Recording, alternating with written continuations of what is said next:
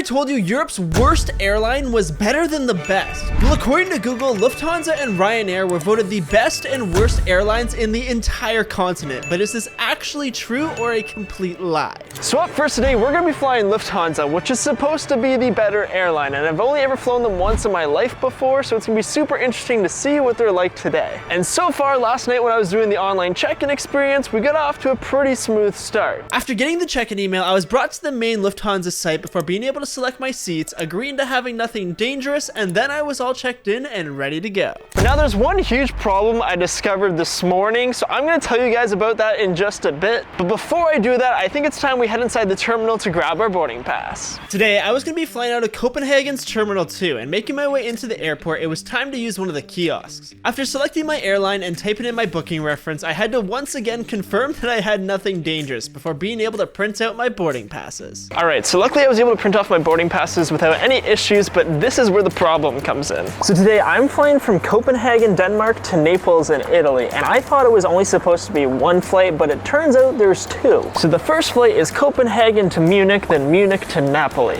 And the problem with that is that Lufthansa scheduled me on a 30-minute layover. First of all, I didn't even know a 30-minute layover was possible because it is so extremely short. And on top of that, if there are any delays whatsoever and I miss my second flight, that means Lufthansa is going to have to put me on a flight tomorrow morning, because the flight that they put me on is the last flight of the day. That means I can't have any delays, and once I actually get to Munich, I have to be one of the first people off the plane. And hopefully they'll hold it from me, or there's going to be someone there to get me to the next flight. And trust me, later in this video, I could have never imagined what was about to happen to me. But before we get there, I had to head upstairs and make my way through airport security. Alright, well, Copenhagen security went super smooth. I didn't get double inspected, and it was also super quick. So we're gonna have to add a point to the tally. And I also love just traveling in Europe because I never get double inspected. But anyways, now that we're done all that, it's time for us to go find a lounge. And apparently there are two of them in this airport for us to check out. So let's go do that right now and see how good they are. And thankfully, the lounges today weren't hard to find. And up first was the Carlsberg Aviator Lounge. Making my way inside, there was a ton of room to relax and socialize, or to sit and eat a meal. So now what was the food situation like?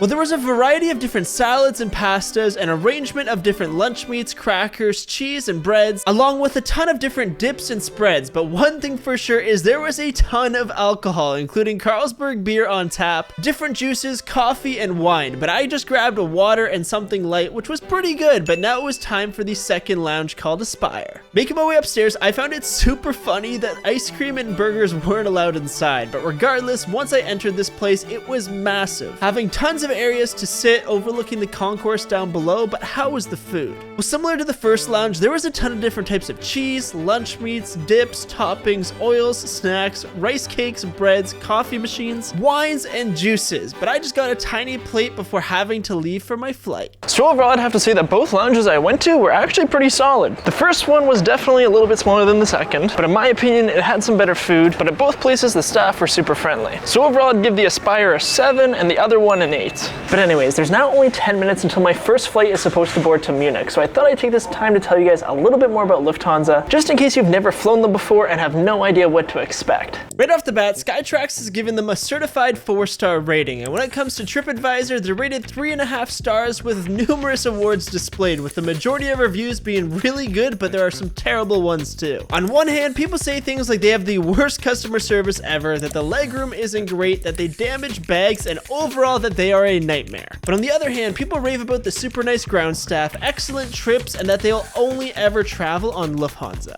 So obviously, even though it's considered a really good airline, the reviews from people are super mixed. Apparently, they're super bad with baggage. Sometimes with the layovers, it's a disaster. But anyways, I think it's time we head to our gate because 1, boarding is supposed to be soon, and 2, I need to let them know about my layover that's only 30 minutes. That way they could hopefully have someone there waiting for me or potentially hold the plane, because I really don't want to miss my flight to Italy. And don't forget that after Lufthansa, I still need to fly Ryanair, which is the worst airline in Europe, and I have a feeling they are going to be a miserable experience. Excuse me. Once I land in Munich, I have a 30-minute layover. Is there any way of letting the ground crew know there? Is it a separate ticket? It's the same booking. Okay, then they know. They'll know? Yeah. Okay, perfect. Thank you so much. So apparently, since it is the same booking, they're supposed to be aware that I only have a 30-minute layover. So let's see what happens, because I've had friends in the exact same situation before miss their 30-minute layover on Lufthansa, and then they basically told them to F off. So hopefully that doesn't happen to me. And I guess there was only one way to find out how this would all play out, since it was now finally time to begin boarding, and I was not prepared for what was soon to come. Hello. Come on board. Now, the flight attendant that greeted me was going to be an important character in just a few minutes, but before then, I made my way through the cabin to my seat in row 15. Checking things out, the first thing that I noticed was that on this aircraft, there was no in-flight entertainment, which was to be expected for a short flight like this, but how about the seat? Well, the butt cushion was super soft, but when it came to the back and headrest, they were way stiffer with basically no padding whatsoever. But at least the legroom was actually pretty decent. All right, so some initial thoughts so far. The seat itself is super thin. Like, when I mean thin, there is basically no fabric whatsoever. The cushion I'm sitting on isn't too bad. That's actually pretty comfortable, but it's more the back padding that doesn't really have that much. And as for the layover situation, I'm only in row 15, so I might actually be able to get off the plane pretty quickly. But in the meantime, we still have a lot more that we need to explore. Making my way underneath the seat, there was a ton of room for storing any bags, and on top of that, things were super clean as well. Checking out the armrest, I was happy to see that this seat was able to recline with a really good amount of pitch, which pissed off the German guy behind me since he ended up kicking my seat back upright, so it looks like I won't be relaxing on this flight. Anyways, making my way to the overhead, I was happy to find the working reading lamp and air conditioning, along with the upper bag storage being able to fit a ton of stuff inside. Now, where I was seated, luckily I had 1.5 windows, which was a nice treat, but checking the time, it turned out we were actually starting to run pretty late. But soon enough, we began pushing back from the gate, and hopefully I won't end up missing my connection. Like I mentioned earlier, for today's first flight, I'm going to be flying about an hour and a half from Copenhagen to Munich, and soon after getting to the runway, it was time for takeoff.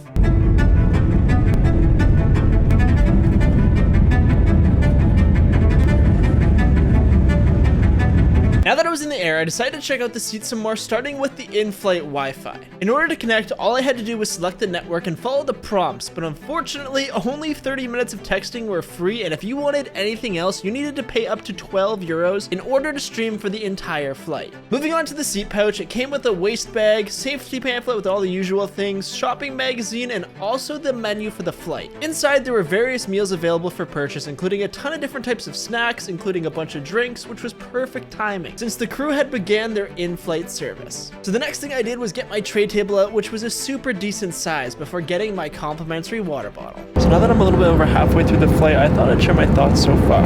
So right off the bat, when it comes to the seating, it's definitely not great, but it's also not terrible. Like I was saying earlier, the butt cushion is pretty good, but the backrest is super solid. But luckily, since the flight's only about an hour and a half, it's not terrible. Now, one thing about Lufthansa that is super good is they are very, very speedy. The boarding process was incredibly quick. As soon as we were all fully boarded, we pushed back from the gate right away. And then as soon as we got in the air, the in-flight service started right away as well. But now there's still about 30 minutes left in the flight and a few other things that I need to check out. And then we're going to be landing in Munich. And remember, we only have a 30-minute layover, so there's a very high possibility we might miss that flight. So stick around, because who knows what's about to happen. And at this point, I needed to use the bathroom, so I think it's time to see what that's like. Making my way inside, it was actually a really decent size with everything you would come to expect, including a lot of headroom, but my favorite part was the AC on the wall to blast me while doing the business. But anyways, after finishing up in the bathroom, I made my way back to my seat, just in time to see the flight attendant from boarding serving everybody chocolate. So obviously, I needed to get some, but then something unexpected ended up happening. Alright, so the craziest thing just happened. So the guy that was handing out all of the chocolates was one of the nicest flight attendants I have ever met in my entire life. Because I had such a short layover, I decided to ask him if 30 minutes was enough time in Munich.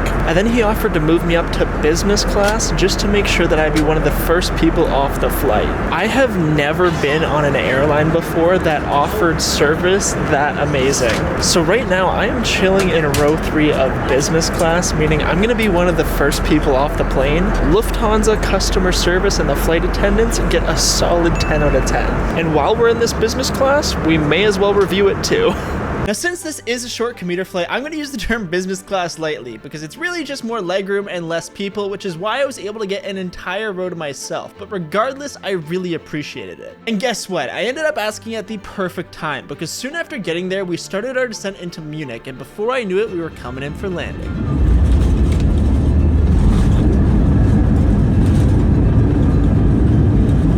for the moment of truth to finally see if I actually make my connection or not. Yeah. Thank you so much. Bye-bye, you're welcome. Have a good one. So after getting in the terminal, I checked the board only to realize that my gate was right beside the one I was currently at, meaning I was going to be able to make the flight, which ended up being identical to the first one. So now it's time we fly the worst rated airline, Ryanair, to see how it compares to Lufthansa and to see which is actually better. So overall, the first flight on Lufthansa went extremely well. But now it's time for our second flight, which is on Ryanair, also considered to be the worst airline in all of Europe. And so far, last night when I was doing the online check-in experience, we got off to a pretty interesting start. So after getting the check-in email, I was brought to the main site, and after skipping through all of the additional things that Ryanair tries to get you to buy, I was able to complete the check-in process. So now for anyone who doesn't already know, you basically need to check in online, otherwise you're paying a €55 fee for checking in at the airport. But now there is one big problem, and that's because this carry-on is 16 kilograms in weight, and according to Ryanair's website, they only allow 10 kilograms as your maximum limit. So there is a very solid chance they're not going to let me on the flight with this carry-on, and they're going to make me pay extra for a checked bag, which would probably cost me an extra 60 to 70 euros. So hopefully that doesn't end up happening. And when I tell you they're serious about bag size and weight, you'll see what I mean in just a bit. But since I already had my boarding pass, it was time to make my way through security and into the main terminal. Alright, so I was able to get through security super quick and without any issues. And on top of that, I did not get double inspected, so we're gonna have to add a point to the tally there. But now that we're all through security, it's time for us to go and try and find a lounge. I have no idea if there's actually one in this airport since it's super small and most of the airlines here are only budget airlines, but we'll see what we can find. And luckily, after walking around for a bit, I managed to find one called the Pearl. Inside, there was plenty of room for seating, doing work, or even smoking, but how about the food? Well, for this, there was fresh fruits, a ton of different cheeses and lunch meats, various types of veggies, breaded chicken, pasta, and tons of breads and pastries, so I got myself a bite to eat, and overall, it was half decent. So now there's only about 15 minutes until my flight is supposed to board, so I thought I'd take this time to tell you guys a little bit more about Ryanair, just in case you've never flown them before or have no idea what they are. Right off the bat, they were ranked the worst airline 6 years in a row, with 75% of people saying they'd avoid flying them since they are the worst airline for hidden fees. But despite this, they're still a 3-star airline on TripAdvisor with a bunch of mixed reviews. People called Ryanair a disgraceful company with unqualified customer service, bombarded by upselling, and they even went as far to say that they would rather walk.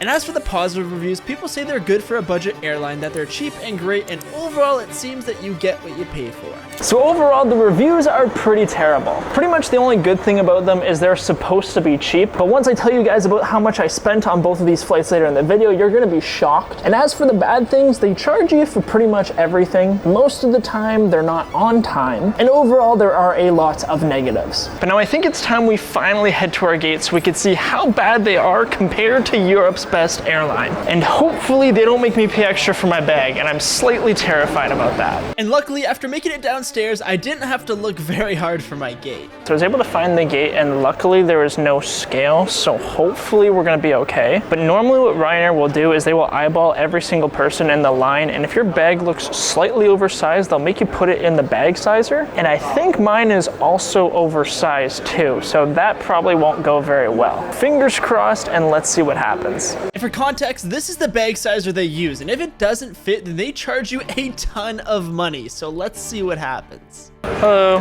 Ciao. So, boarding pass? I already put it in. Okay, Thank you. Correct? Eric, yes, that's it, thank you. So they didn't check the weight of my bag and they didn't check the size of it. It definitely exceeds all the limits I'm supposed to be allowed. And the only problem I had is they didn't recognize any of my Canadian IDs. But now it's finally time to see what the Ryanair flight is gonna be like. And unfortunately, some people didn't get as lucky as me, where this guy got caught with an oversized bag, so he tried to take the wheels off and ended up just paying this €60 fee. But now that that's over with, it was time to board the bus, which took me to the plane for today's flight. Time for the Ryanair flight. Unlike the Lufthansa flight from earlier, here we did dual boarding, and making my way through the iconic Ryanair cabin, eventually I made it to my seat, which came with a tiny amount of overhead space for bags. Right off the bat, the first thing I did was the comfort test, and it's safe to say that this is the stiffest seat I have ever sat in, and it was way worse than the flight from earlier. Making my way under the seat, it was incredibly dirty with tons of things left from the flight prior, which is the complete opposite of Lufthansa, which was super clean. But guess what? To make matters worse, it turns out that this seat was used as a place for crayons with crumbs and scratches everywhere. And worst of all was someone's snot rag left in the ceiling. So some initial thoughts. This seat, probably one of the worst I've ever been in. 1, it is extremely uncomfortable. 2, it does not recline whatsoever. And 3, there's basically a plastic bar on the headrest. So if you put your head back, there's no cushion. It's just straight plastic. And pretty much the only good side to this seat is there's actually some decent legroom, but that's because there's no pouch to put things in whatsoever. But we are still on the ground, so it's going to be interesting to see what the rest of the flight is going to be like. And trust me, some of the stuff later is even worse. But before we get there, I decided to check out the legroom, which was half decent since there was no pouch for storage. And thankfully, when I was checking out the air conditioning and lamp, both worked too, which was a plus. But anyway, soon enough the plane was fully boarded, and by some miracle, right on time, we began pushing back from the gate and headed towards the runway. For the second flight of the day, I was going to be flying an hour from Naples, Italy to Barcelona, Spain, and soon after getting to the runway, it was time for takeoff.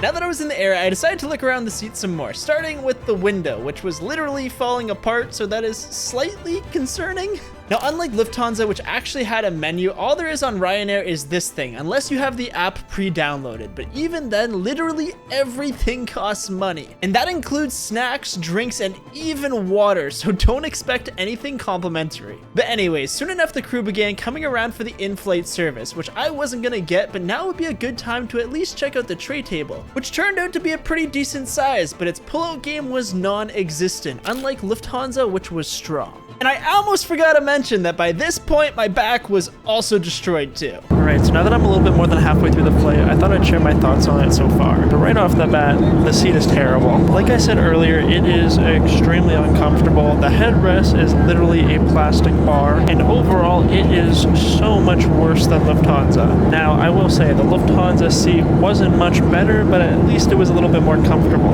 Now, when it comes to the in-flight service on Ryanair, it is way worse than the one on Lufthansa. On the flight earlier, they gave out free water, they gave out chocolate, and it was pretty good. But on this flight, you have to pay for literally everything, including water. Now, I know a lot of people in the comments are going to say, well, Eric, Ryanair is a budget airline and Lufthansa is a normal airline. And they're also probably going to say that I paid way less for this flight in comparison to Lufthansa. But once I tell you after this flight how much I paid, you will be shocked. And pretty much the only good thing about Ryanair so far is that it will get you from point A to point B, but unfortunately, more often than not, it's probably going to be delayed. And considering my back was killing me, I thought that now would be a good time to go and check out the bathroom. Remember earlier when the Lufthansa one was spacious and well maintained? Well, this bathroom was pretty much the same size too, with similar headroom, but it was definitely way messier, so I decided to head back to my seats and soon we would be landing. And at this point, you're probably wondering how much I actually paid for each of these flights since I've been teasing long enough. Well, for the Lufthansa flight, I paid $182 Canadian, while on Ryanair, I paid $216. And it's safe to say that Lufthansa was way better. But anyways, soon enough, it was time to begin our descent into Barcelona before finally coming in for landing. And if you guys enjoyed this video, make sure to subscribe and watch this video next, where I flew America's best versus worst airline.